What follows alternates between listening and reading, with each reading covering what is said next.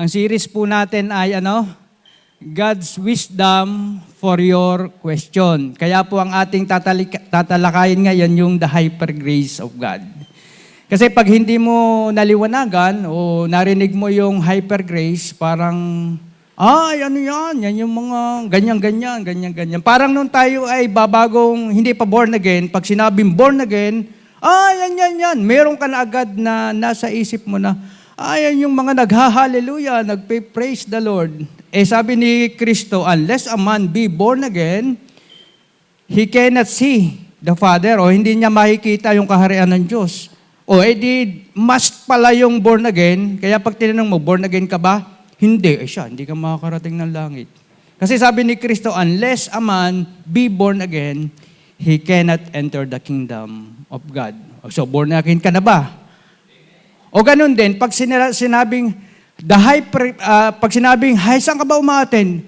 Ay, doon sa, kay Pastor Anthony.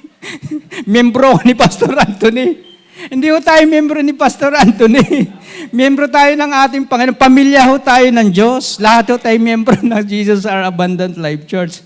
Kaya, kapag tinanong ka, halimbawa ng kung sino man Poncio Pilato, o kung sino, hindi mo pwedeng isagot, Your Honor, hindi ko po alam. Kailangan pag sumagot ka, matibay ang iyong wisdom. May wisdom ka sa Panginoon. Kaya nga ang series natin God's Wisdom for Your Question. Kasi merong nagtatanong Kahit si Pablo nga, nagsuffer doon sa salitang hyper grace Pero pinagtanggol niya ang pananampalataya. Handa siyang magbuwis ng buhay. Yang hyper grace na yan dahil sa hyper grace of God. Tayo ba, pag tinanong, tiyak na merong kang paninindigan. Tingnan natin yung sabi nila, Alam ko naman na naiintindihan ninyo. Naiintindihan ho ba natin ang hyper grace? Alam na ho ba natin yung kinanta natin na sukdulang biyaya? Okay, maunawaan pa ho natin sa pagdaan nito, sa pag-aaral ito. Kasi nga, baka may magtanong, baka may magpaunawa sa inyo na eto, pag-aaral natin, wag na masyado akong excited. At sana wag akong maging hyper para hindi masyadong mahaba ito. 2 oras to Himala, Sabi niya, doon ng mga hindi pa nakakaunawa, kasi hindi, yun ang tawag natin. Nung hindi pa tayo born again, hindi naman tayo nakakaunawa, tama? So yung sinasabi ng mga taong hindi nakakaunawa, ngayon na ikay born again, naunawaan mo na sila. Kasi doon ka galing. Dito, mas nauna tayo, mas nabiyayaan tayong mauna, sila hindi pa nila alam. Pero mapalad ho tayo, mapalad ang mga membro dito sa Jesus Our Abundant Life Church, nauna tayo na nakaalam. Kaya mas naunawaan natin ngayon kung ano yung pinanggagalingan nila. Sabi doon, hyper grace teaching is a dangerous and unbiblical teaching.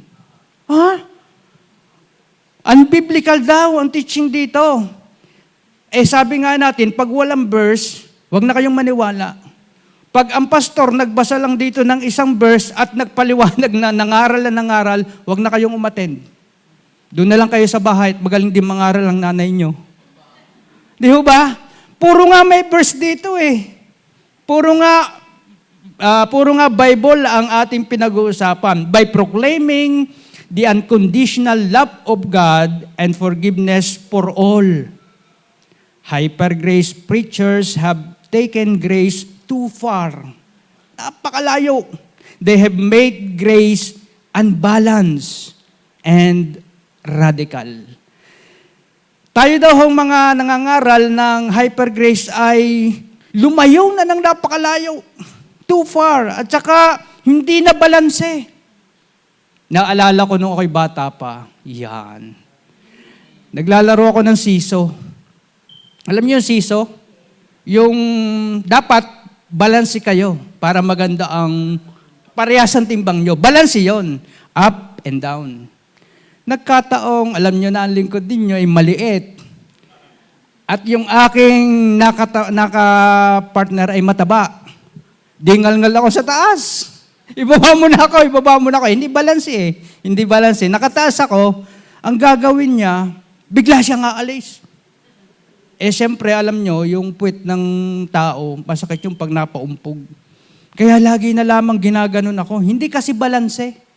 Hindi balanse. Ang gusto ng mga tagalabas o ng mga taong hindi pa nakakaunawa, kailangan balansahin mo yung biyaya ng Diyos. Kung ito ang kasalanan ng tao, ganito lang ang biyaya ng Diyos. Too far, malayo, sobrang taas na, sobrang hindi balanse. Sobrang radikal, hindi usual. Wala siya sa tradisyonal. Kasi ang biyaya ng Diyos at ang kasalanan, sabi, ito ang kasalanan mo ngayong araw, ito ang biyaya ng Diyos sa araw na ito. Kaya yung kasalanan mong nagagawa everyday, may katumbas lang na biyaya ngayong araw. Okay, mapapatawad ka naman, pero balanse. Nakukuha nyo? Yan ang sabi sa atin. They have made grace unbalanced and radical. Yung mga youth, ang pinangalan pa nila. Anong pangalan ng youth? Radical youth. So hindi daw dapat radical ang tawag sa atin ng mga nagtuturo nito. Dapat balanse lang. Dapat traditional. Dapat usual lang. Dapat yung nauunawaan. Dapat hindi yung mataas na uri ng biyaya ng Diyos ang nararanasan natin. Sino may gusto ng balanse lang ang biyaya ng Diyos? Walang nasagot. Okay. Kasi pag sinabing hyper, ano pinangalan sa ating youth? Radical. Radical kasi kakaiba sila. Bukod sa mga gwapo at magaganda, nauutusan pa sa bahay. Tama ba yon mga youth? Nagsasaing yan. Nag-iigib ng tubig, hindi na pala uso yon. Namamalan siya ng damit niya yan, hindi na iniuutos kay mama. Parang nasawa si Sister Dolor. Hindi, aside from that, kaya sila naging radical sapagkat sila may pananampalatayang puro. Kakaiba sa mga kabataan, sila ay nananampalataya na kay Kristo, kaya sila ay radical. Meron silang buhay na walang hanggan. Amen? Kaya sila ay radical. Kakaiba sa mga kabataan ngayon. Iba ho ang kabataan, kahit ang inyong mga anak ay may mga flaws o may mga, tawagin na natin may mga kapalpakan, ikumpara mo doon sa sanlibutan na kung umuwi ay umaga na kung magwalwal ay talagang pag umuwi ay siya pang nagmumura, kakaiba yung mga anak nyo. Kakaiba yung mga anak natin sapagkat sila ay di hamak na mas naliliwanagan dahil sa biyaya ng Diyos. Pag sinabi kasing hyper, ay ang ibig sabihin niyan ay extremely active. Pag sinabing hyper, too much. Sa Tagalog po ay sobra-sobra. Ano pa? Labis-labis. Kaya pag sinabi mong ang bata ay hyper, nasobrahan yan sa active na active siya lagi. Kahit tutulog pa lang, naglalaro pa yan. Nakapikit ng mata, gumagalaw pa ang katawan. Bakit? Hyper Hindi ho nakukuha yan sa dami ng puyo. Talagang may batang hyper. Tama? May hyper Meron tayong hypermarket. Pag sinabi kasing hypermarket, yung nakikita mo sa loob ng palengkihang bayan, makikita mo na doon sa loob ng isang pasukan lang. Meron doon grocery, may isdaan, may apple, may appliances. Kaya siya hypermarket. Nandoon, sobra-sobra na. Sobra-sobra sa ibinibigay ng tindahan na lokal. Pag sinabi mong ikaw ay may hypertension at saka hyperacidity, anong ibig sabihin noon? Abay, bawat salita mo, lumalabas ang asido sa bibig mo. Di ba? Ganun yun. Naniniwala tayo sa mga bagay na sinabi ng tao, hyper, pero pagdating sa biyaya ng Diyos, gusto mong balanse. Gusto mo huwag radikal, gusto mo yung usual lang.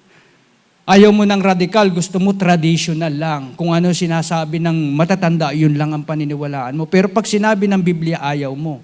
Kasi unusual na yon. Sabi doon, sa marketing strategy po, yung pag sinabing hype, na-hype ka sa social media, nabubus yung iyong mga manunood, abay, hype na hype ka. Kaya yung Diwata, Paris Overload, na-hype yun Pero kung marami namang nagtatanong kung masarap, abay, hindi naman makasagot ng ayos. Kaya sa dami na nagbablog, hindi na ako naniniwala. kung masarap o hindi ang isang pagkain, maliban na malasahan ko. Ako kasi pag nakakita ng halimbawa, Oliver's Goto, pupuntahan ko yan kahit nakabike ako. Titikman ko. Pero pag natikman mo naman, hindi naman sa paninirang puri, mas masarap pa yung sa kundi Yung gotohan doon, malasa pa kay Kuya Sammy. So, hindi mo siya mararanasan hanggang pag na-hype siya, di yun. Buti na lang, hindi tinapatan yung Diwata Pares load ng Encanto Pares load. Pag yan natapatan ng Encanto overload Pares, ay yari yung Diwata na yan. Pag itinugtong natin ang salitang hyper sa grace, ibig sabihin yan, extremely active grace. Okay? Pag idinugtong mo yung hyper yung too much sa grace, sobra-sobrang biyaya ng Diyos. Sabi sa Tagalog? Sobra-sobrang biyaya ng Diyos. Labis na biyaya ng Diyos. Tanong, kung pararanasin ka ng Diyos, anong gusto mo? Sobra-sobra o minimal lang? Kung pararanas sa iyo ang pag-ibig ng Diyos, anong gusto mo? Yung minimal lang o sobra-sobra? O kita nyo na? Kaya nga, pag napangakuan ng babae na mahal kita. Hindi lang mahal, sinasagot mo Alam mo, Inday, ibibigay ko sa iyo ang buwan at ang bituin dahil ikaw ay mahal na mahal ko. Yung pala, kaya bituin, pagdating ng mag-asawa na ginagawang maraming bituin yung kasi nilagyan ng black eye. Di ho ba? So naniniwala tayo doon sa mga superlatibong salita na nagsasabi sa tao na mahal kita. Pero itong Diyos na ito, nagsasabi na mahal kita, sukdulan ng biyayang ginawa ko sa'yo. Makikita ho natin kung bakit naging sukdulan ng biyaya ng Diyos miyamaya ng kaunti. Pero sabihin mo, radical lang. Yan ho ay tanong pa lang. Yan ho ay salita pa lang ng mga taong nagsasabi at hindi nakakaunawa patungkol sa hyper grace. Ano po? So, tingnan natin yung accusation laban sa atin. Kung ikaw ay naririto ngayon, sumisimba ka dito, sumasamba ka sa Diyos, merong mga accusation sa iyo, lalong-lalo na sa mga nangangaral ng mabuting balita o hyper grace week ang yan. Pag sinabi ho natin, tinanong ko kayo kung guilty or not guilty, sabihin niyo yung totoo. Kung guilty or not guilty, yung kasi nasa hukuman tayo ngayon. Okay? So ito ho ang accusation against us. The preachers never speak against sin. Dito daw po sa church natin, yung mga tumatayo dito, kahit sinong tumatayo dito, yung mga nagsasalita ay hindi lumalaban sa kasalanan. Kaya pag nagsalita ang preacher ng John 3:16, tayaan mo na, brother, paya yan, 3:16. Wala tayong problema dyan. Tayaan mo na sa weteng. Kasi wala Ang preacher dito, hindi sila against sa sin. Paring Edgar, umiinom ka na dyan, baka may gin yan. Okay lang yan. Mamaya, pag nag-communion tayo, mas malalasing tayo. Ganun ba ang pangangaral dito? Kinokondon ba natin, hinaharbor ba natin yung kasalanan? Sinasabi mo pang, ay okay, dahil mapagbiyaya ang Diyos, okay lang na magkasala. Sa mga nanonood po na hindi lehitimong umaattend dito, ni isang salita, ni isang pangungusap, ni isang grace snippet ni pastor na sinabing okay lang magkasala, inyo pong ipakita. Ipakita po ninyo na yun po ang sinalita na dito ay hindi tayo nag-i-speak against sin and then ayawan na. Ayawan na. Huwag na talaga kayong pumasok sa Hyper Grace Church.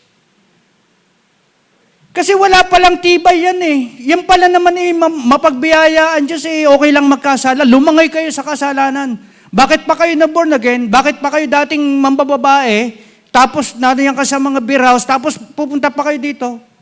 Wag na, doon na tayo mag-fellowship. Mag-toning-toning na lang tayo. Mag-inuman na lang tayo. Let's be merry. And happy, for tomorrow will die. Ganun din lang naman ang buhay Mamamatay ka bukas, hindi magpakasaya ka na. Languin mo na ang sarili mo. At least, sabi nila, nababawasan ang problema kapag ikaw ay nalalasing. Hindi po nababawasan ang problema pag nalalasing, nadadagdagan pa.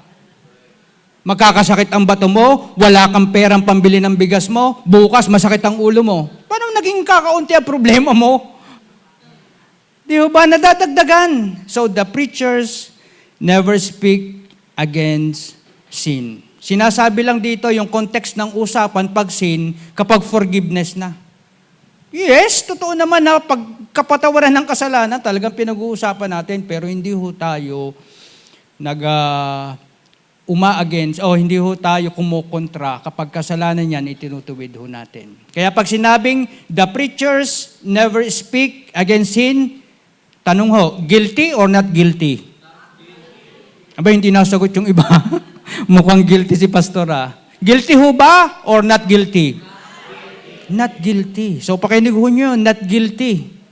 Kaya nga ho may challenge tayo, kung may mga salitang nabitawan dito na it's okay to sin, inyo pong pruwebahan. At kung yan naman po ay sabi-sabi lamang o narinig nyo, may kasabihan, ang mamay saro, ang naniwala sa sabi-sabi, walang bait sa sarili. Kaya tingnan ho natin ang sarili natin, mahirap ho yun kasi baka tinatarakan mo ng punyal yung likod ng tao na inaakusahan mo, hindi naman niya sinabi. Mas maganda yung literal, mismong galing sa bibig, kinausap mo, ito, kayo, totoo ba kayo nangangaral patungkol dyan na talagang okay lang magkasala? Kapag na-compare mo yun ang tunay na tao. Pero ang tunay na maninira, yung sinasaksa ka, pero hindi mo naman yun na sinabi. At nakalulungkot, maraming Kristiyanong ganun. Hindi lamang ordinaryong Kristiyano, meron pang mga lingkod ng Diyos, pastor na ginagamit, pero nagsasabi ng mga salitang hindi napatunayan. Daig pa niya ang sumasaksak sa likod. Dito ho sa ating church, tunay naman na ang inaaral natin yung identity natin. Tingnan niyo po sa Romans 6:11. In the same way, count yourselves, ano daw? Dead to sin, but alive to God in Christ Jesus. Ano daw ho tayo ngayon bilang mga anak ng Diyos? Patay ka na sa kasalanan, buhay ka naman sa Diyos. Bakit mo naman masyadong pagtutuunan din naman yung mga kasalanang yon? Patay ka na doon sa kasalanan. Ba't hindi mo ang enjoy mo ngayon yung buhay na kasama ni Kristo? Kung may pag-uusapan man tayo dito, yung si Kristo, hindi yung kasalanan. Tama ho ba? Kasi dead to sin ka na Nailibing na yan. Kasamang napako, nalibing at nalimutan na. Si Kristo ngay hindi na inaalala yan. Ang Diyos nga ay hindi na inaalala ang mga kasalanan natin kung meron kang aalalahanin yung galing ng ginawa ng tinapos na gawa ni Kristo doon sa krus. Pwede ba natin palakpakan? Maaalis mo ba sa bawat isa na tayo ay sin conscious ngayon? Rather than sin conscious? Kasi ang galing-galing ni Jesus sa pagbabayad ng kasalanan ko. Amen? Hindi na maaalis sa atin na tayo ay laging humahanga kay Kristo. Kaya pagdating sa kasalanan, lumilipas ang panahon, hindi mo na pinapansin yan. Unlike dati na ikaw ay buhay sa kasalanan, patay kay Kristo, iyan ang laman ng isip natin. Pero ngayon na ikaw ay buhay kay Kristo, si Kristo ang laman ng ating isipan. Hindi natin sinasabing hindi tayo nagkakasala, pero nababawasan ang ating pagkakasala. Araw-araw nababawasan. Amen?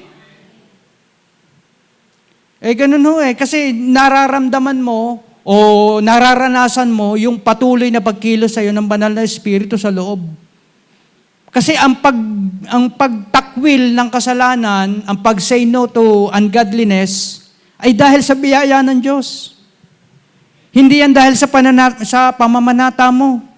Hindi yan dahil sa mga resolusyon mo tuwing bagong taon. Hindi yan dahil sa ikaw ay maraming candy, pamalit ng sigarilyo. Hindi. Yan ay dahil sa biyaya ng Diyos. Number 2, the pastor never takes a cultural stand for righteousness. Ito daw pong mga pastor na tumatayo dito ay walang panindigan pag-usapin ng katwiran ng bayang Pilipinas. So pag merong pinag-usapan na halimbawa, yung sexual orientation, yung gender identity and gender expression, yung SOGI bill, pag pinag-usapan yung divorce, pag pinag-usapan daw ang mga bagay ng mga yan, ang mga pastor ay timid o tahimik. Walang paninindigan. Tama ho ba yun? Timid ho ba kami pagdating sa, alam niyo itong SOGI bill, napakadelikado nito. Kasi kapag ito'y naipasa ng Senado hanggang Senado, kung ano yung nagustuhang gender, noong nagkaisip yung bata o yung kung ano mang edad niya, halimbawa gusto niyang maging babae, lalaki siya, walang magagawa ang batas kundi sundin yung gusto niya. Tapos kung gusto nilang magpakasal na lalaki sa lalaki, hindi pwedeng tumanggi para ikasal ang mga taong pag ito'y naaprubahan. Sa tingin nyo, halimbawa, pupugutan ng ulo si Pastor Anthony kapag ikinasal ang parehas babae at lalaki. Tingin nyo, ikakasal ni Pastor? Hindi. So, hindi ang mga pastor, hindi kami timid pagdating dito. Hindi kami nakatahimik. Hindi nakasara ang bibig namin. May mga prayer pa nga ito sa UEBC o sa anumang mga pagtitipon na huwag maipasa ang mga batas na ito. Pagdating sa abortion, pagdating sa mga bagay na illegal, pag sa bagay na kasalanan, hindi umiimik daw ang mga pastor na ito sapagkat baka maka-offend ng mga bagong believer. So okay lang na magpa-abort kayo. Hindi kami iimik. Tanong, guilty or not guilty? So hindi na dalawang not guilty na yan. Yung the preachers never speak against sin and the pastor never takes a cultural stand for righteousness. Dito kung anong matuwid, siyang matuwid. Kung anong matuwid, kung anong nararapat, dapat gawin. Amen? Hindi ho tayo nananahimik pagdating sa mga bagay na ito. Number 3, ito pa ang isang bintang sa atin. The Old Testament is almost totally ignored. Diyan daw sa church na yan, ang mga pinag-uusapan lang dyan ay yung mga types and shadows. Hindi na raw binabasa dyan yung mga iba pang mga mga Bible, yung mga from Genesis hanggang Malachi. Hindi na binabasa. Hindi na dahil New Testament church daw yan, New Covenant daw yan. Tama ba? May narinig ba kayo sa amin na huwag na kayong magbasa ng Old Testament? So mali na naman ang accusation sa atin. Binabasa pa rin ho natin ang Old Testament. Kaya lang merong lente ng tinapos na gawa ni Kristo. Ano bang sinasabi ng Old Testament from Genesis to Malakay patungkol kay Kristo? Hinahanap mo. Lalo na yung Proverbs. Wala na bang prinsipyo yan? Wala na bang standard of living na pwede nating kuhanin? Kagaganda ho ng mga itinuturo doon na pwede nating panghawakan at i-apply sa ating personal na buhay. So mali ho, hindi ho tama na paratangan nyo na kami ay hindi na nagbabasa ng Old Testament. Amen? So sa tanong na the Old Testament is almost totally ignored, guilty or not guilty? Not guilty. Number 4, the pastors only preaches positive motivational messages. Yan. Ang umaattend daw po sa church na ito ay nakaririnig palagi lamang ng mga positive messages on health, kung paano gagaling, wealth, kung paano aasenso o yayaman, prosperity, kung paano mananagana, at saka yung God's love, yung forgiveness ng Panginoon, at kung paano ka aasenso sa buhay. Tanong, masama ba yan? Masama ba yung ikaw ay makarinig ng message kung papaano ka gagaling, kung papaano ka yayaman, kung papaano ka about sa prosperity, about sa pag-ibig ng Diyos. Pag sinabi nating hindi maganda yan, yung lahat ng pera nila ibigay na sa atin. Tama? Kasi hindi pala maganda yung yumayaman hindi pala maganda yung gumagaling di yung mga sakit nila sa kanila na rin. Kasi ayaw nila ng about kagalingan Tandaan po natin, ang mga bagay na sinabi ko ay resulta. Okay? Resulta lang ng tinapos na gawa ni Kristo. At masama bang makamtan mo yung resulta ng tinapos na gawa ni Kristo? Yung bunga ng tinapos ni Kristo? Yung regalong ibinigay niya, yung bumukal sa krus dahil sa kanyang ginawang pagsasakripisyo para sa atin. At yung panghaba ng buhay natin, simula nang tayo bata na tayo ay inilipusta, nasa pangangalaga ng demonyo, ay yung ba'y kalabisan na kung tayo tatanggapan ng biyaya na ginawa ni Kristo? Ang gusto ba ng mga taong ito ay nagtatampisaw tayo sa kahirapan na yung ating tsinelas ay butas na? At walang maibili. Tapos ngayong nakikita natin ang ginagawa ng Diyos, ay huwag mong sasabihin. Bawal ipangaral yan, lalo na yung prosperity gospel. Nangangaral ho ba tayo dito ng may 12 basket na lalagyan ninyo para maging prosperity kayo? Na lahat ng may birthday, sino makakatakas, hindi makakatakas doon? Lahat ng may birthday sa January hanggang December, magbibigay. Ay para kang nanghuli ng di lahat ng may birthday mula January hanggang December, di lahat ay para daw yumaman, ay yun ang way. Prosperity gospel. Yun ho ba ang pangangaral natin dito? Na habang may nangangaral dito, biglang may tatakbo at ilalagay kay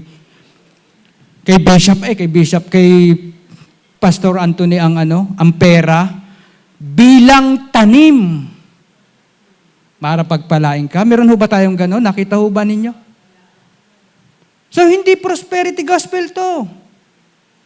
Bagamat hindi masama ang mag-prosper sapagkat yan ay kalooban ng Panginoon.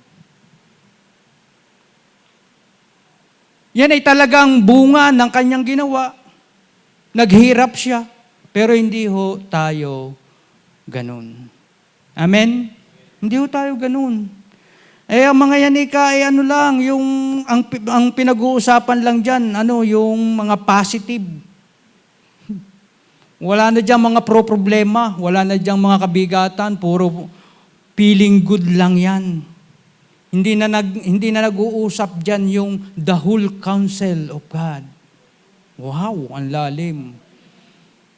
Yung buong kapuspusan o yung buong kalooban ng Diyos. Pero pag tinignan mo naman, tanungin mo, kapatid, ano bang ibig sabihin ng whole counsel of God? Ay di yun whole Bible. Kita nyo na. Di mali na agad ang sagot. Yun Old Testament at saka New Testament. Teka muna kapatid. Walang ipinangaral si Apostol Pablo patungkol doon sa Old Testament. Sabi niya, He has made us a competent minister of the New Covenant. Kaya patungkol, pag si Pablo ang tinanong mo, anong pinangaral mo, Pablo? Ay yung New Covenant. At yung Acts 20:27 na pinagkuhanan po noon, galing sa Acts 20:24. Ano yung Acts 20:24? Ang sabi ho doon, subalit walang halaga sa akin ng aking buhay, magawa ko lamang. Anong gawa? Mag-aral ng whole counsel daw. Magawa ko lamang ang aking tungkulin at matapos ang gawaing ibinigay sa akin. Ano yon? Ng Panginoong Hesus, ang pagpapahayag ng magandang balita tungkol sa kagandahang loob ng Diyos para sa tao.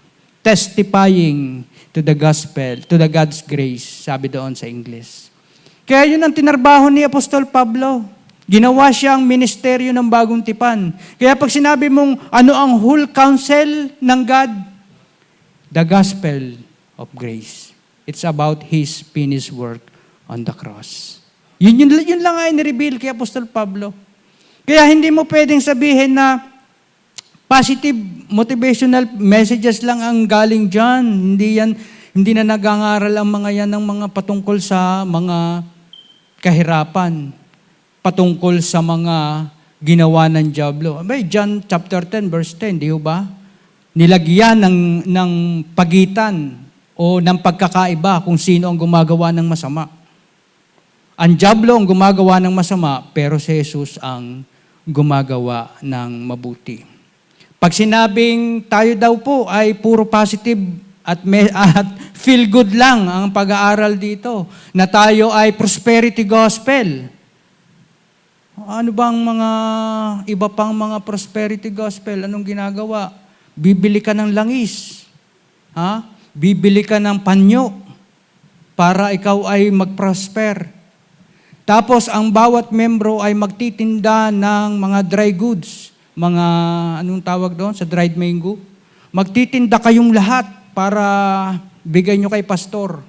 Magtitinda kayo sa bus, magtitinda kayo sa loob ng mall, aalukin nyo ang mga tao ng mga dry goods. Nakikita nyo ba yon? So para kay pastor yon, para mag-prosper din kayo. So pagdating ho doon, anong sasabihin natin? The pastor only preaches positive motivational messages. Guilty or not guilty?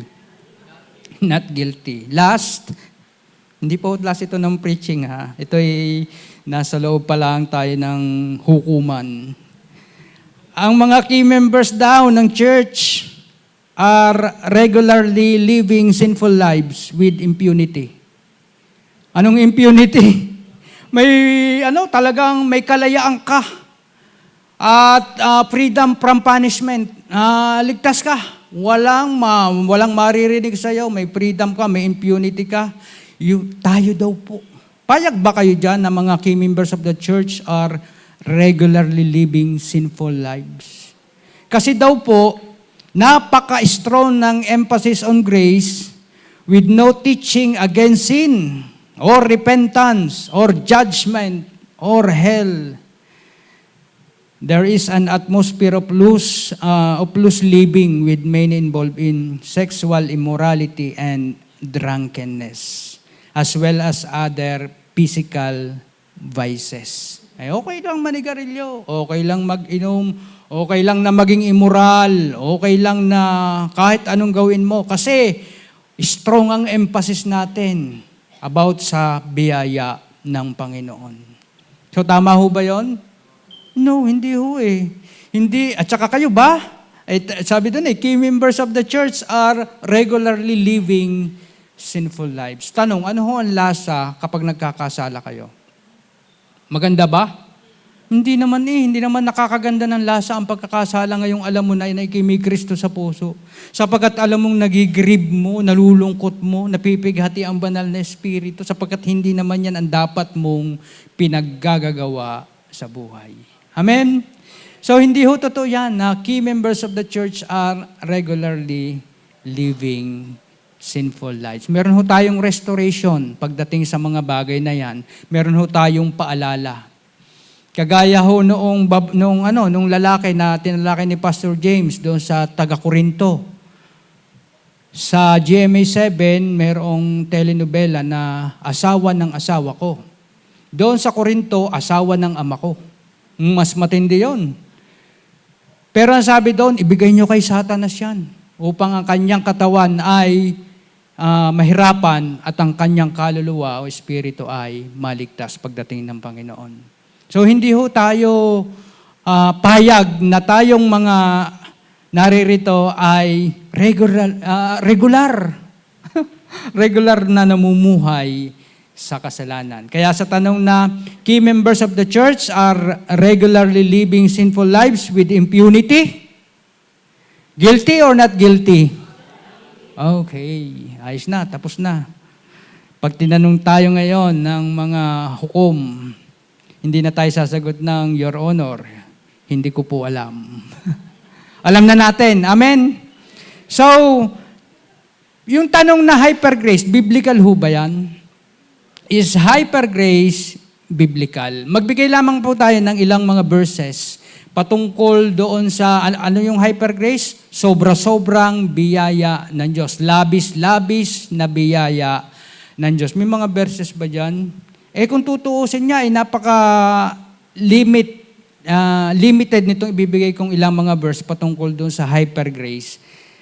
Pero sana mabuksan po ang ating isipan at the same time yung makakapanood nito. Sa Efeso 1:7, in Him we have redemption through His blood, the forgiveness of sins in accordance with the riches of God's grace. Paano pinaliwanag yung biyaya ng Diyos? The riches of God's grace. Ang biyaya ng Diyos ay mayamang-mayaman. Hindi po yan ordinaryong, galing ho yan sa salitang, yung Plutos. Na ang ibig sabihin, abundance, richness, valuable bestowment. Ibig sabihin, napakahalagang kaloob. Kaya yung biyaya ng Diyos na yan ay hindi naman yan ordinaryo eh. Punong-puno yan ng kayamanan, punong-puno yan ng abundansya eh.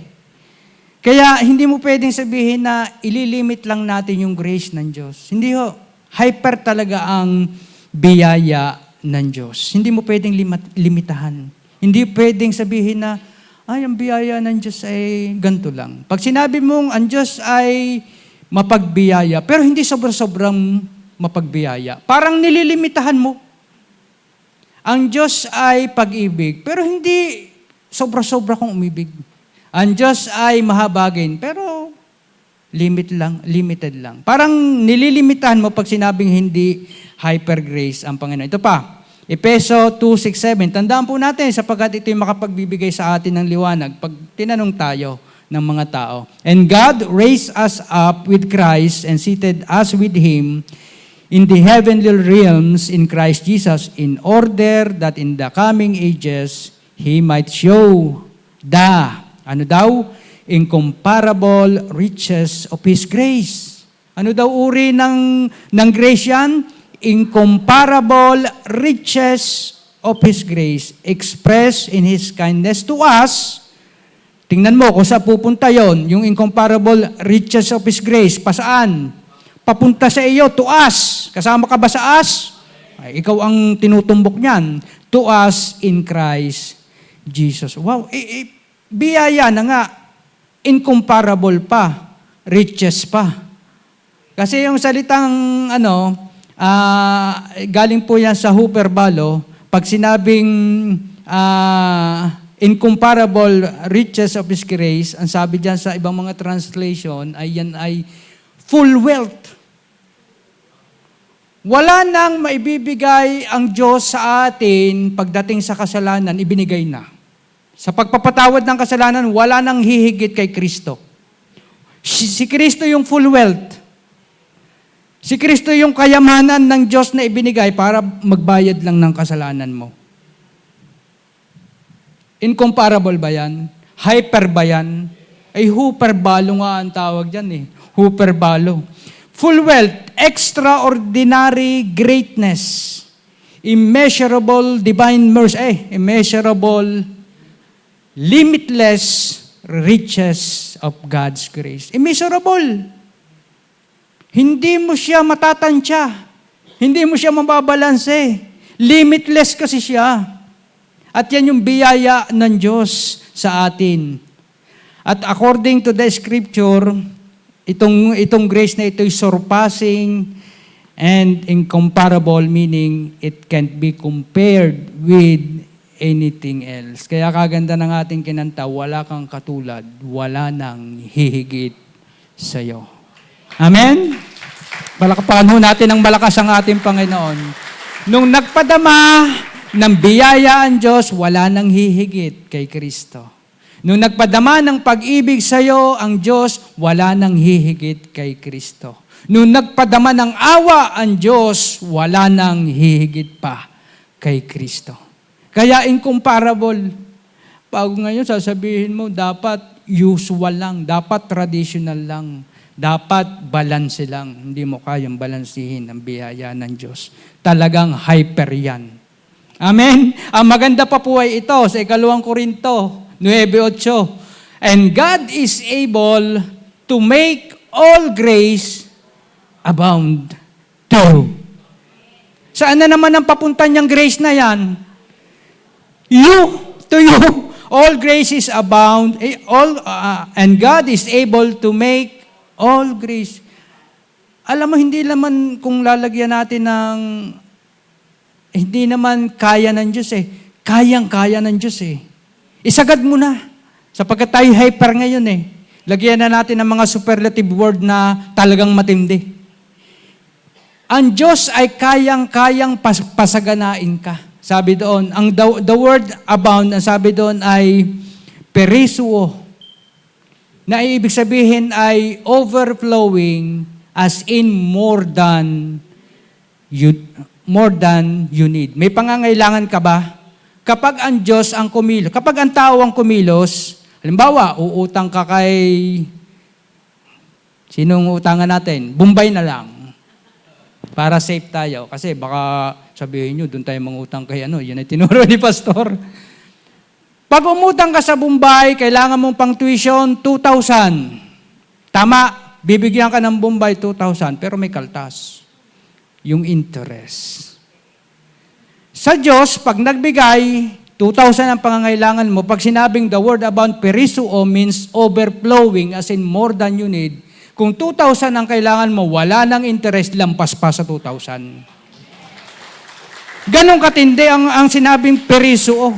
Yan po yung salitang sinabi doon sa leftovers na nangyari doon sa 5,000. Na nung nagpakain siya, ang first na, yun yata ang unang kauna-unahang natala na unlimited na kainan. Eat all you can. Kasi kumain sila ng lubos-lubos. Siguro mayroon ng dumidighal na hanggang di nila ang kinain sa dami ng nakain. Pero labis-labis pa sa kanilang pangangailangan. Yun yung ginamit na salita, yung perisuo, yung mga leftovers na natanggap. Kaya pag nagbigay si Lord sa atin, hindi lang sapat. Hindi lamang minimal. Kumbaga, ang minimal o ang panukat natin ay halimbawa, ari ang baso ng tubig. Kahit sinong tao hindi makalalampas doon, o-overflow na yon. Yun lang ang minimal eh. Paano kung yung baso ay inilagay sa drum bago doon pina-overflow? Ganon si Lord. Hindi mo siya kayang sukatin, hindi mo kayang balansehin ang kanyang pagmamahal, kasi ang kanyang pagbibiyaya at pagkilos sa ating buhay. Di ba may mabibigat tayong problema? May mga solusyon ang tao na lalapitan ka, pero iba ang ginagawa ni Lord. Higit pa doon sa karunungang ibinibigay ng, bagamat okay po ang fellowship, okay ang wisdom, pero higit na gumagawa ang Diyos ng mga kamanghamanghang bagay. Yun eh. The word abound perisuo means overflowing, as in more than you need. Romans 5:17, for if by the transgression of the one, sino yun? Si Adan, death reigned through the one, naghari ang kamatayan, yung spiritual na kamatayan, much more those who receives the abundance of grace and of the gift of righteousness will reign in life through the one, Jesus Christ. Ano daw ang i-receive dyan? Abundance of grace. Kapag na-receive mo yung abundance of grace at saka yung gift of righteousness, saka ka palang makapaghahari o makapananagumpay sa buhay na ito. Kaya anong uri ng anong uri ng biyaya? Abundance of, pwede namang grace lang eh. The one who received the grace and of the gift of righteousness. Pero hindi eh. Ang sinabi dito ay abundance of grace. Saganang biyaya ng Diyos. Para makapanagumpay tayo sa sanlibutang ito, kailangan mo ng abundance of grace and the gift of righteousness. Tinanggap na ho ba natin ang gift of righteousness? Tinanggap na ho ba natin ang abundance of grace? Gusto ho ba nating limitahan yung grace na lang, wag ng abundance? No, hindi ho. Sila, gusto nila ay grace lang. Ang grace nila sa kaligtasan lang. Pero pagdating sa buhay, pananampalataya, at sa buhay Kristiyano, kanya-kanya na. Kaya lahat ng credit sa kanya. Dahil sa galing ko, kita mo ang church na ito na ipatayo ko. Kita mo yung accomplishment ko sa trabaho dahil ko. Kasi nga, hindi niya ina-acknowledge na yun ay biyaya ng Diyos. So yun, ang nangyayari, siya ang magaling.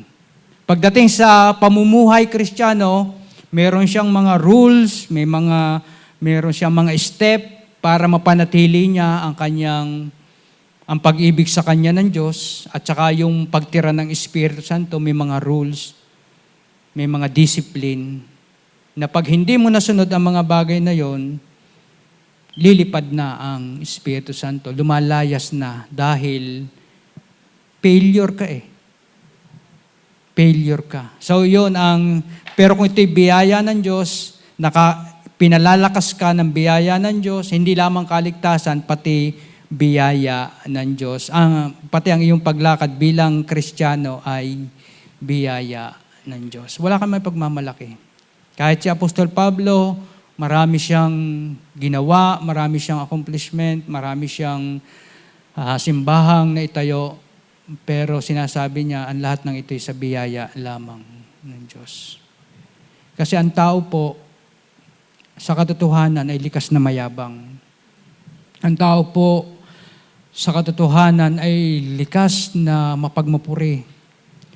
Ang tao ay, kahit Kristiyano, likas na talagang mayabang. Kaya nga ang kaligtasan, sabi doon sa Efeso 2:8-9, ito'y biyaya kahit ang inyong pananampalataya. Bakit? Para wala nang makapagmamapuri. Para pagdating mo sa langit, hindi mo sasabihin, Lord, dahil sa mga hakbang kong ito, ako'y nakarating ng langit. Lord, dahil sa panalangin ni Maria, ay ako'y naitawid sa purgatorio, papunta sa langit.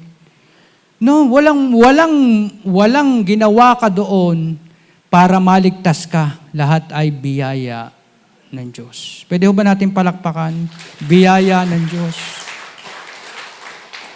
Kasi yung abundance po dito, parehas din ang salita na sinasabi sa John 10:10. Yung that thief comes only to steal, kill, and destroy. I came that they may have life and have it abundantly. Sa ibang salin, made it to the full. Hindi po, abundantly po yan. Lampas, overflowing, surpassing. Lampas-lampas po, at yan po yung buhay na ibinigay sa atin. Kaya ang ganda po ng pangalan ng ating church. Yan Jesus, our Abundant Life Church. At yan po yung natanggap natin. At praise God na enjoy natin. Kaya pagdating po daw sa mga resulta lang yon. Resulta lang yon ng tinapos na gawa ni Kristo. At ini-enjoy din po natin yon sapagkat yun ay libreng ipinagkakaloob ng Panginoon. Kung ayaw mong tanggapin yung kagalingan, kung ayaw mong tanggapin yung wealth, yung health na ibinigay naman ng Diyos, okay lang din. Okay lang din. Basta huwag mo kaming idadamay. Basta ini-enjoy namin ang biyaya ng Diyos. Sapagkat yan ang kalooban sa atin ng Diyos. Nung ba dumating si Kristo, hindi ba niya pinagaling ang mga may sakit? Pinagaling niya Hindi ba, ginutom ba niya yung mga taong sumasama sa Kanya? May narinig ba kayo doon? Naku, hunger strike kami, kasama na naman si Jesus Christ. Meron bang verse ng Bible na gano'n? Wala.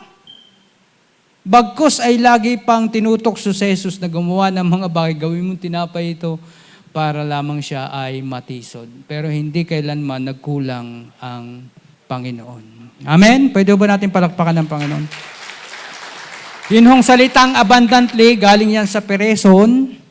Ibig hong sabihin niya, yung inyong tinatamasang buhay, yung ating tinatamasang buhay, yung Abundant Life Church na ibinigay ni Kristo, ibig sabihin ho niyan, super abundant. Hindi lamang abundant, super abundant po yung original na tema o yung original na bigat na galing sa Griego. Pero sa English, ginawa lang abundant. Pero sa Greek po talagang super abundant po. Superior. Wala nang papalit, wala nang hihigit pa doon sa buhay na meron ka. Superior na yan. Mataas na yan eh. Bakit ibababa mo pa? Superior na. By implication, excessive yan. Labis-labis, sobra-sobra. Preeminence, pinakamataas, wala nang makalalampas. So nagtataglay ka ng isang buhay na walang hanggan, buhay na ganap, buhay na kasiya-siya, buhay na wala nang makalalampas, buhay na overflowing, super abundant, superior. Kaya hindi ka magiging inferior. Hindi ka magkakaroon lagi ng self-pity, Lord, saan ako kukuha ng pambayad ng Lord, kulang ako. Ay talagang pag tiningnan mo sarili mo, lagi kang kulang. Pero pag tiningnan mo naman ang provision ng Panginoon, laging labis. Kasi hyper ang biyaya ng Diyos. Amen? Romans 5:20. Satisfied na ba tayo? Hyper ba? Hyper ang Panginoon? Hyper eh. 5:20. The law came in so that the transgression would increase. But where sin increased, grace abounded all the more. Yan po ay mula sa salitang huper perisuo.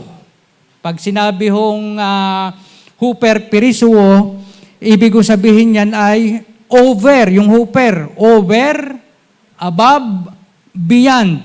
Pag sinabi namang, pag dinagdag mo yung siyo, super abound to excess. So labis-labis talaga ang biyaya ng Diyos. Bakit naman hyper dyan sa Romans 5:20? Bakit naman sinasabing hyper ang biyaya ng Diyos? The law came in so that the transgression would increase. But where sin increased, grace abounded all the more.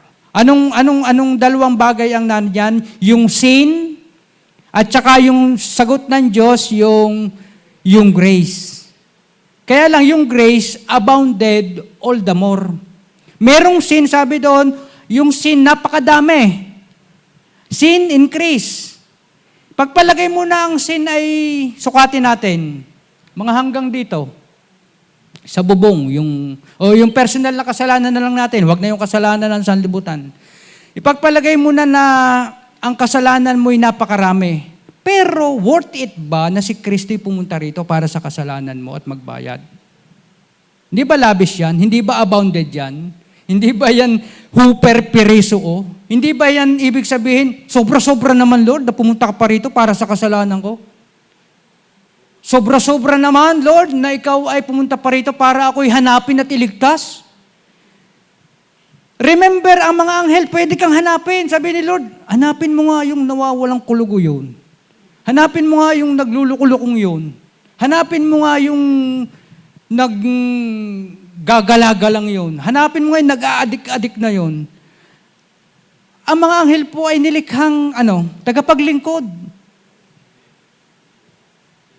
Pwede na niyang utusan na hanapin mo nga dahil hindi ni. At yung po ay mula sa Old Testament, sinasabi na mga anghel ay tagapaglingkod. Merong iniligtas sa digmaan, marami pong trabaho ang anghel, pero hindi pinatrabaho ng Diyos sa anghel ang kasalanan mo. Personal na tinarbaho ni Jesus ang kasalanan mo. Paano hindi magiging hyper yan? Paano hindi magiging sobra-sobra? Paano magiging hindi labis-labis? Amen? Ewan ko na. Pag hindi labis-labis ang ginawa sa atin ni Lord.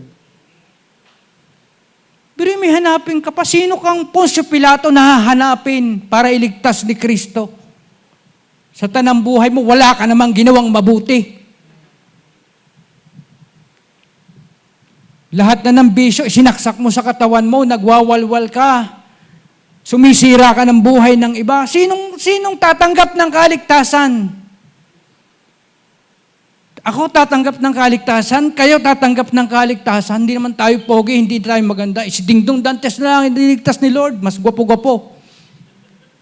Kung pagandahan ng lalaki ang pagliligtas ni Lord, hindi rin tayo papasa. Anong kwalifikasyon papasa tayo para tanggapin ng Panginoon? Anong pwede natin ipagmalaki? Lord, tanggapin mo ako dahil ako'y maraming nagawa. Wala. Kaya nga biyaya eh. Tapos lilimitahan mo ang biyaya ng Diyos.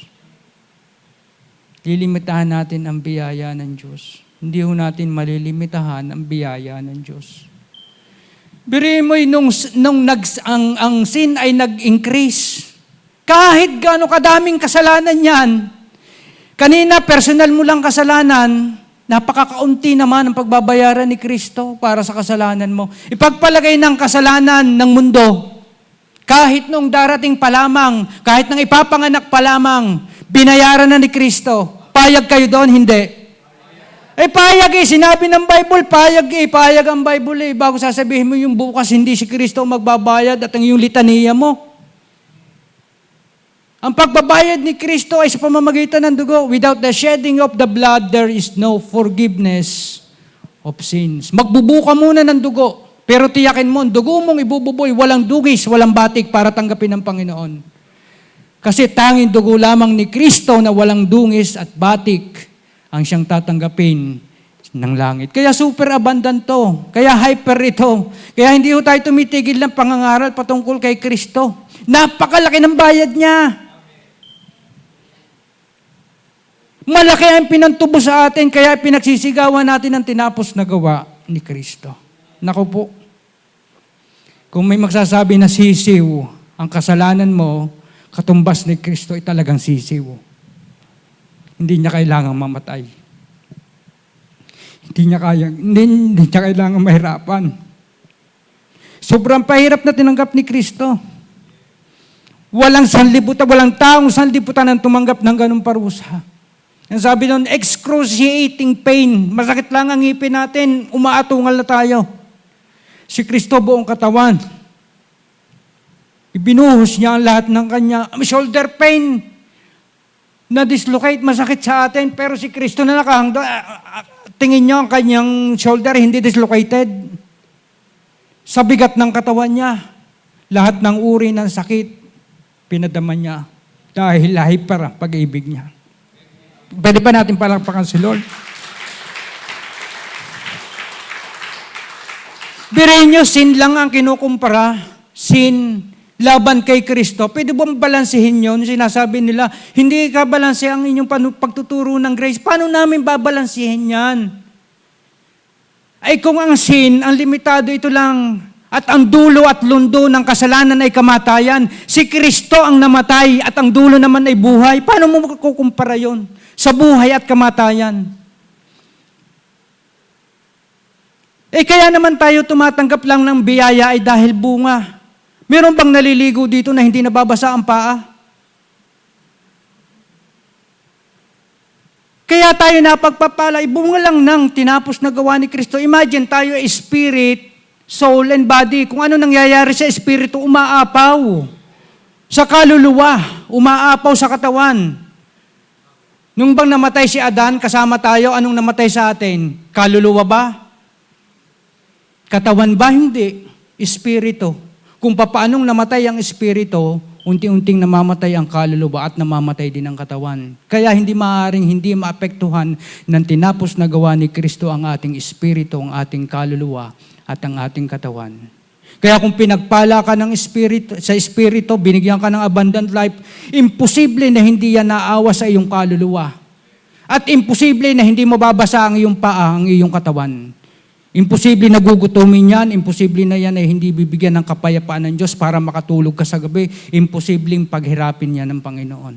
Sapagkat yan ay bunga ng tinapos na gawa ni Kristo. Hyper yan Kasalanan lang ho ang pinag-uusapan dito. Naniniwala tayo na ang ating kasalanan bukas, si Kristo pa rin na nagbayad. Anong masama doon? Hyper ba yun? Ang sabi doon, ang mananampalataya, ang matuwid ay mabubuhay sa pananampalataya. Ano kung manampalataya ako na binayaran ni Kristo yung kasalanan ko bukas? Yung kasalanan ko ngayon, naniniwala pa rin ako kay Kristo. Na siya naman talaga ang nagbayad ng kasalanan. Amen? At ang kanyang ginawa ay once and for all. Minsan at magpakailanman. Kaya ang bisa niya ay pangwalang hanggan. Labis-labis po yun. Bakit? Anong sabi sa unang Juan chapter 2 verse 2? Si Kristo ang handog. Saan? Sa ipagpapatawad ng mga kasalanan. Maliwanag ho ba yan? Sino ang makapagpapatawad ng kasalanan? Si Kristo. Meron pa bang dagdag? Wala na. Kaya hindi yung pangungumpisal mo, hindi yung pangungulit mo sa Lord, Lord, patawarin mo ako. Hindi yun ang makapagpapatawad. Panampalatayanan mo yung dugo ni Kristong natapon o nabubuo doon sa krus para sa kapatawaran ng kasalanan. At pansinin po natin, hindi lamang ang ating mga kasalanan, kundi maging ang kasalanan ng lahat ng tao. Isipin niyo yun, lahat. Labis-labis ba na mamatay si Kristo na ang mga tao ay hindi naman tatanggap sa Kanya pero binayaran pa rin niya ang kasalanan? Labis-labis ho yun. Naghanda ka ng isang handaan, pinaghanda mo yung buong barangay, labis-labis yun. Para kang nag-aanyaya ng kahit sinong dumating, pwede. Pero matatanggap mo yun kung ikaw ay nanampalataya. Labis ba ang offer ng pagpapatawad sa kasalanan? Labis-labis ba yan? Hindi lahat ng tao ay maliligtas. Hindi lahat ng tao ay may enjoy ang kapatawaran ng kasalanan. Yun lamang tumanggap at nanampalataya kay Kristo na siya ay nagbayad sa krus. Meron bang tao na hindi tumanggap kay Kristo? Na ayaw i-enjoy? Meron nga mga Kristiyano, ayaw i-enjoy ang total forgiveness of God eh. Bakit ko nasabi? Kasi galing ako doon. Hindi ako naniniwala sa totoo o lubusang pagpapatawad ni Kristo. Kasi sa tradisyon, naturuan ka. Kapag ordinaryo mong ginagawa ang isang bagay na mali, nagiging parang tama. Ordinaryo na yung aking pangungumpisal sa Kristan. Pumupunta ko, sabi doon, kailangan mo mangumpisal. Meron pa kaming Friday meeting with the priest para mangumpisal. Bukod sa araw-araw, meron pang Friday, meron pa kaming retreat, meron pa kaming, nakalimutan ko yung tawag napunta kami sa Basta marami kaming pattern doon sa pagdating sa kasalanan. Nung naging Christian ako, akala ko, yung pala ang susi, kailangan mong mangumpisal para ikaw ay mapatawad sa kasalanan. Kaya ang gagawin ko, hindi na ako sa pari mangungumpisal ngayon. Ako ay direkta ng mangungumpisal. Kukulitin ng Diyos patungkol sa kasalanan ko na ako'y patawarin. So ang nangyari, nawala lang yung third person, pero ako personal akong bago matulog, kasi mahirap mamatay nang hindi nakakapangumpisal. Pag namatay ka, sabi sa amin, at hindi mo na ikumpisal yung kahit isang kasalanan mo, edi sa impyerno ang punta mo. Naalala ko pa nga, may kwento ko lang sideways to, malapit na namang matapos. Ako'y pagod na pagod sa paglalaro ng basketball. Bigla akong humiga doon sa upuan. Mayroong nasiko ako. Alam nyo na naginip ako na parang lumulutang ako. Yung dahil siguro sa pagod, mayroong pangyayari sa buhay mo na parang nalutang ka na. Na tulog ka o gising. Yung hap na tulog, hap gising. Parang, sala, pupunta yata ako ng impyerno. Imagine, doon sa mga bagay na ito, nagbubunga ito ng walang kasiguraduhang pananampalataya sa Diyos. Kapag ang kasalanan mo ay hindi totally forgiven by God. Pero dito po sa atin, ipinangangalandakan po natin dahil sa bisa at kapangyarihan ng dugo ni Kristo, ang lahat ng kasalanan ay pinatawad. Kung pananampalatayanan mo ito. Kaya once na, nakakasala pa ba ang isang Kristiyano? Yes, nakakasala. Pero saan kakukuha ng kapatawaran? Kay Kristo. Mananampalataya ako, Lord, nagkamali po ako ngayon. Sablay ako sa desisyon ko ito. Pero nagpapasalamat ako sa biyaya mo, sa dugo mo, na pinatawad na ako sa kasalanan kong ito. Kasi gano'n naman tayong mananampalataya. Patuloy tayong nananampalataya. Wala akong magagawa sa kasalanan ko ito. Kahit maalala ko at ikumpisal ko, wala akong magagawa. Ikaw lamang ang makakapagpatawad nito. At ito'y ginawa mo na sa akin doon sa krus ng Kalbaryo. Kasi ang kapatawaran ng kasalanan ay dugo. Nagbuhos na ba ng dugo si Kristo? Nagbuhos na siya. Tapos na. Kaya panampalatayanan natin ang tinapos na gawa ni Kristo doon sa krus. Efeso 3:18, 19, upang lubusang maunawaan ninyo kasama ng mga hinirang ng Diyos kung gaano kalawak, gaano kahaba, gaano kataas, gaano kalalim ang kanyang pag-ibig. At naway malaman ninyo ang buong pag-ibig ni Kristo na hindi kayang abutin ng pag-iisip upang kayo mapuspos ng kapuspusan ng Diyos. Kaya mo ba sukatin ang pag-ibig ng Diyos sa atin?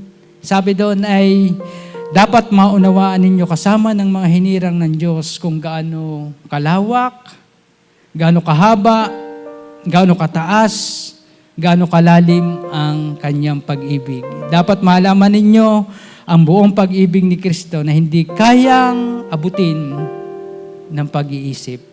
Kaya mo bang ipaliwanag ang pag-ibig sa atin ni Kristo? Hindi eh. Sa tanong po na ang hyper grace ba ay biblical, anong sagot nyo mga kapatid? Yes or no? Yes. Ang hyper grace po ay biblical. Now, pansinin po natin ng ilang pang mga verse sa Bible. Ilan na lang po ito. 1 John chapter 3 verse 1. See what great love the Father has lavished on us, that we should be called children of God. And that is what we are. Sa iba pong translation, sabi daw, behold.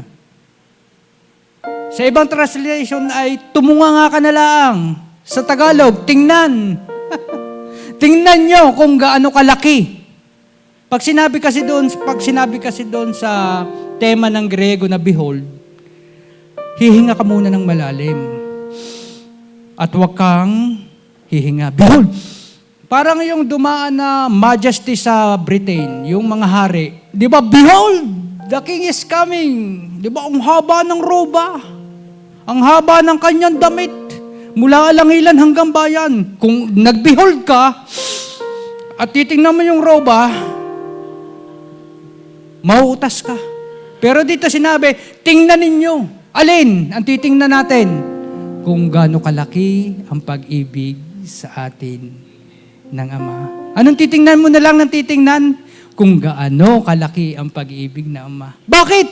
Tinatawag niya tayong mga anak ng Diyos. Ano ka daw? Anak ng Diyos.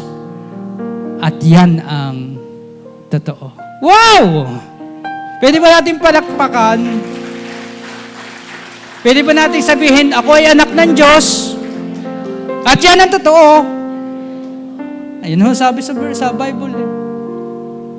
Kaya yung mga paratang nila na wala tayong Bible verse, ayaw na pag walang Bible verse. Ayan o, ang yayaman yan. Ang yayaman ng mga patotoo ng napakalaking pag-ibig ng Diyos. Ang yaman ng patotoo ng napakalaking biyaya ng Diyos. Hindi lamang grasya ng Diyos ang hyper, pati yan. Ano yan? Yung pag-ibig ng Diyos, hyper din. Hindi lamang ikaw ang na-hyper dahil umiinom ka ng madaming kape. Ang Diyos ay hyper din sa pagmamahal at pag-ibig sa atin. Efeso 2:4-5. Kaya magjo-join kami ni Lord sa langit, magkakape kami. Tawain, taga-kape. Si Brother JL. Magkakape kami sa langit. Ewan ko kung anong gusto nyong gawin sa langit, pero titingnan ko. Kasi coffee is life eh. May napa-sideline pa tayo. Hindi, sa totoo lang talagang ang buhay ho natin ay kape. Efeso 2:4-5, subalit napakasagana ng, kanina yung pag-ibig, ngayon ay habag ng Diyos. At napakadakila. Gumagamit ang translation ng mga salitang superlatibo. Para lang may paliwanag niya sa ayon sa kaisipan at maunawaan ng tao. Pero lampas pa dyan. Isipin nyo, lampas pa dyan. Sabi doon ay, subalit napakasagana ng habag ng Diyos at napakadakila ng pag-ibig niya kanino? Sa atin. Tayo ay binuhay niyang kasama ni Kristo. Kailan? Nung tayo'y mga patay pa dahil sa ating pagsuway. Naligtas nga kayo dahil sa kanyang kagandahang loob. Isipin mo, hindi lamang pala, kung tutuusin, huwag niyong bintangan kami ng hyper grace. Dito pinapangaral din natin yung hyper mercy. Pinapangaral din natin dito yung hyper love ng Panginoon, yung sobra-sobrang pagmamahal at sobra-sobrang labis na pag-ibig at kahabagan natin sa Diyos. Kaya kung pagbibintangan nyo kami, dagdagan pa nyo. Amen? Dagdagan pa ninyo. Talagang sobra-sobra at labis-labis ang ginagawa ng Diyos sa amin. At yun ay napapatunayan namin at nararanasan namin. Ang maganda nito, makapag-testify kayo na nararanasan yung biyaya ng Diyos. Na hindi natin kinokondone o hindi tayo ano ng kasalanan na it's okay to sin. No, it's not okay to sin. Grace doesn't give you a license to sin. Grace give you a license to sing. Amen? Hindi nagbibigay ng lisensya para magkasala ng biyaya ng Diyos. Ang binibigay niya, yung kagalakan ay kayo makapagpuri sa Panginoon, yung makaawit. Kaya dito po sa ating church, hyper ang mercy ni Lord, hyper ang love, hyper ang kanyang grace. Kasi ang lahat ng buhat sa Diyos, labis-labis, sobra-sobra, hindi mo kayang sukatin. Basta galing sa Diyos.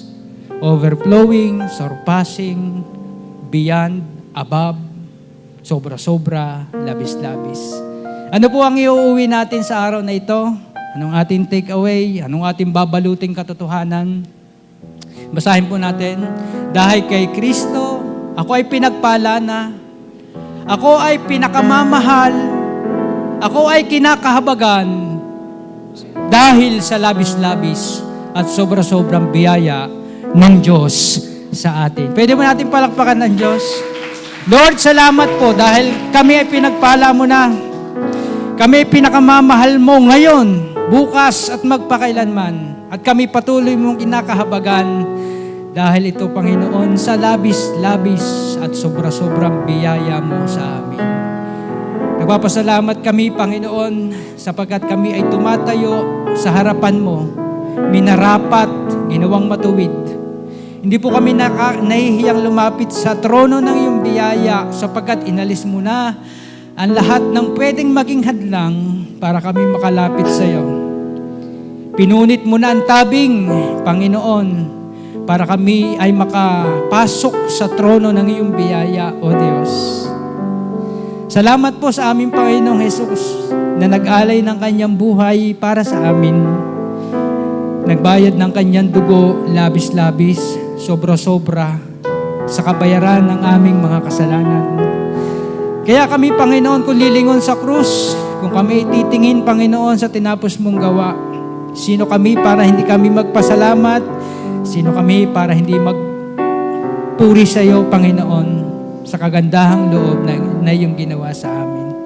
At kung sino man, Panginoon, ang naririto sa aming kalagitnaan, ngayon, o nanonood man sa telebisyon, sa cellphone, o anong uri ng media ito, Panginoon, na nais tanggapin si Kristo, na nag-alay ng buhay, na nagmamahal, na naghahanap sa iyo. Baka kumakatok na siya sa pintuan ng puso mo ngayon. At hindi lamang siya ngayon lang kumatok, araw-araw siyang kumakatok. Baka nais mo siyang pagbuksan at tanggapin bilang iyong Panginoon, iyong tagapagligtas, iyong maging ibig. Nais kitang anyayahan sa isang panalangin ng pagbubukas ng puso kay Kristo. Sabihin mo, Panginoong Jesus, ako po ay makasalanan. Ako po ay mapapahamak kung wala ka sa buhay ko. Naniniwala ako na kayo'y namatay sa krus para sa aking mga kasalanan. Na kayo ang nagbayad ng lahat kong kasalanan. Kaalinsabay nito, nagbibigay po kayo ng buhay na walang hanggan sa amin. Tinatanggap kita bilang Panginoon at tagapagligtas ng aking buhay. Salamat po dahil itinatala mo ngayon ang aking pangalan sa aklat ng buhay. Magandang balita, hindi na po ito papawiin pa. Salamat po sa iyong kaloob na walang bayad.